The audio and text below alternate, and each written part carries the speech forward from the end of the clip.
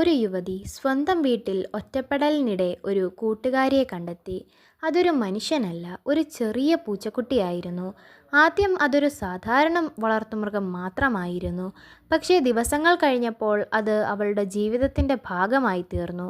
രാവിലെ എഴുന്നേൽക്കുമ്പോഴും രാത്രി ഉറങ്ങുമ്പോഴും ആ പൂച്ച അവളുടെ കൂടെയുണ്ടായിരുന്നു. അവളത് കയ്യിലെടുക്കും, ഓമനിക്കും, ചിലപ്പോൾ ഉമ്മ വയ്ക്കുമ്പോൾ പോലും അവൾക്ക് അത് സ്നേഹത്തിൻ്റെ ഒരു രൂപമായിരുന്നു. പക്ഷേ അവൾ ശ്രദ്ധിക്കാത്ത ഒരു കാര്യമുണ്ടായിരുന്നു. പൂച്ച എവിടെയൊക്കെയോ പോകുന്നു, എന്തൊക്കെയോ തേടുന്നു, എന്തൊക്കെയോ വേട്ടയാടുന്നു. ഇതൊന്നും അവൾ ഒരിക്കലും ചിന്തിച്ചില്ല. യുവതിയുടെ അമ്മ പലപ്പോഴും പറഞ്ഞു, മോളെ, സ്നേഹിക്കാം, പക്ഷേ അതിനൊരു പരിധി വേണം.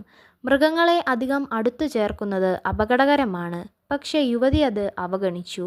കാരണം അവൾക്ക് അതൊരു മൃഗമല്ലായിരുന്നു, അതവളുടെ ലോകമായിരുന്നു. ദിവസങ്ങൾ കടന്നുപോയി. ഒരു ദിവസം അവൾക്ക് ചെറിയൊരു തലവേദന തുടങ്ങി. ആദ്യം അത് സാധാരണമായിരുന്നു. അവൾ അതിനെ ശ്രദ്ധിച്ചില്ല. പക്ഷേ അത് മാറിയില്ല. തലവേദന കൂടി. അതിനൊപ്പം ഛർദിയും തുടങ്ങി. ശരീരം ആസകലം ക്ഷീണിച്ചു. പനി കൂടി. ഇപ്പോൾ കുടുംബം ആശങ്കപ്പെട്ടു. അവളെ ആശുപത്രിയിൽ കൊണ്ടുപോയി. ആദ്യ പരിശോധനയിൽ വലിയ പ്രശ്നമൊന്നും കണ്ടില്ല. ചില മരുന്നുകൾ നൽകി. പക്ഷേ അവളുടെ നില മെച്ചപ്പെട്ടില്ല.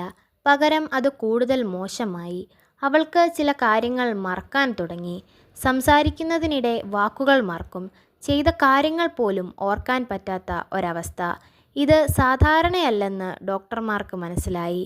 അവളെ വലിയ ആശുപത്രിയിലേക്ക് മാറ്റി. അവിടെ വിശദമായ പരിശോധനകൾ തുടങ്ങി. സ്കാനിംഗ്, രക്തപരിശോധന, നിരവധി ടെസ്റ്റുകൾ. കുറച്ച് ദിവസങ്ങൾക്ക് ശേഷം ഒരു കാര്യം വ്യക്തമായി. അവളുടെ ശരീരത്തിൽ ഒരു ഗുരുതര ഇൻഫെക്ഷൻ. ഡോക്ടർമാർ ചോദിച്ചു, വളർത്തുമൃഗങ്ങൾ ഉണ്ടോ? കുടുംബം പറഞ്ഞു, ഉണ്ട്, ഒരു പൂച്ച. ഇപ്പോൾ കാര്യങ്ങൾ തമ്മിൽ ബന്ധപ്പെട്ടു. പൂച്ച പുറത്തു പോകുന്നു, മണ്ണിൽ നടക്കുന്നു, ചിലപ്പോൾ ചെറുജീവികളെ വേട്ടയാടുന്നു. അവിടെ നിന്ന് ചില അണുക്കൾ അതിൻ്റെ ശരീരത്തിലേക്ക് എത്താം. അത് നമ്മൾ ശ്രദ്ധിക്കാതെ വളരെ ഇടപഴകുമ്പോൾ ആ അണുക്കൾ മനുഷ്യരിലേക്ക് പകരാം. ഡോക്ടർമാർ പറഞ്ഞു, ഇത് നേരിട്ട് പൂച്ചയുടെ രോമം തലച്ചോറിൽ പോയത് പോലുള്ള കാര്യമല്ല, പക്ഷേ ശുചിത്വം പാലിക്കാത്തതിലൂടെ വന്ന ഒരു ഇൻഫെക്ഷൻ. അത് പിന്നീട് ശരീരത്തിൽ പടർന്ന് ഗുരുതരമായ നിലയിലേക്ക് എത്തി. ചികിത്സ തുടങ്ങി. ദിവസങ്ങൾ കടന്നുപോയി. പക്ഷേ അവളുടെ ആരോഗ്യസ്ഥിതി സ്ഥിരതയല്ലായിരുന്നു. കുടുംബം മുഴുവൻ ആശുപത്രിയിൽ. അമ്മ രാത്രിയും പകലും മകളുടെ അടുത്ത്. ഒരേയൊരു ചിന്ത, ഇത് ഒഴിവാക്കാമായിരുന്നോ? ഇന്ന് 3 മാസം കഴിഞ്ഞിട്ടും യുവതി ഇപ്പോഴും ചികിത്സയിലാണ്. ഈ സംഭവം നമ്മളോട് പറയുന്നത് എന്താണ്? വളർത്തുമൃഗങ്ങളെ സ്നേഹിക്കുന്നത് തെറ്റല്ല, പക്ഷേ അത് എങ്ങനെ സ്നേഹിക്കുന്നു എന്നതാണ് പ്രധാനം. ചില കാര്യങ്ങൾ നമുക്ക് ശ്രദ്ധിക്കണം. മൃഗങ്ങളെ തൊട്ട ശേഷം കൈ കഴുകുക. അവയെ ചുംബിക്കുന്നത് ഒഴിവാക്കുക. കിടക്കയിലും തലയണയിലും അവയെ അനുവദിക്കാതിരിക്കുക. വീടിൻ്റെ ശുചിത്വം ഉറപ്പാക്കുക. ഇവ ചെറിയ കാര്യങ്ങളായി തോന്നാം, പക്ഷേ ഇവയാണ് വലിയ പ്രശ്നങ്ങൾ ഒഴിവാക്കുന്നത്. ഭയം വേണ്ട, പക്ഷേ അവഗണനയും വേണ്ട. സ്നേഹം വേണം, പക്ഷേ ബോധമുണ്ടാവണം. ഈ വീഡിയോ കാണുന്ന ഓരോരുത്തരും ഒരു കാര്യം മാത്രം ഓർക്കൂ, നമ്മുടെ ആരോഗ്യത്തിന് ഉത്തരവാദി നമ്മയാണ്.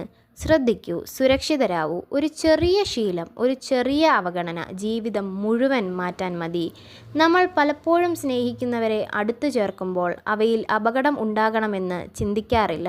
കാരണം അത് നമ്മൾ വിശ്വസിക്കുന്ന ഒരാളാണ്, അല്ലെങ്കിൽ ഒരു നിരപരാധിയായ മൃഗം. പക്ഷേ പ്രകൃതി അതിൻ്റെ നിയമങ്ങൾക്കനുസരിച്ച് മാത്രമേ പ്രവർത്തിക്കൂ. അത് നമ്മളുടെ വികാരങ്ങൾ നോക്കില്ല. ശ്രദ്ധയുണ്ടോ ഇല്ലയോ എന്നതാണ് നോക്കുക.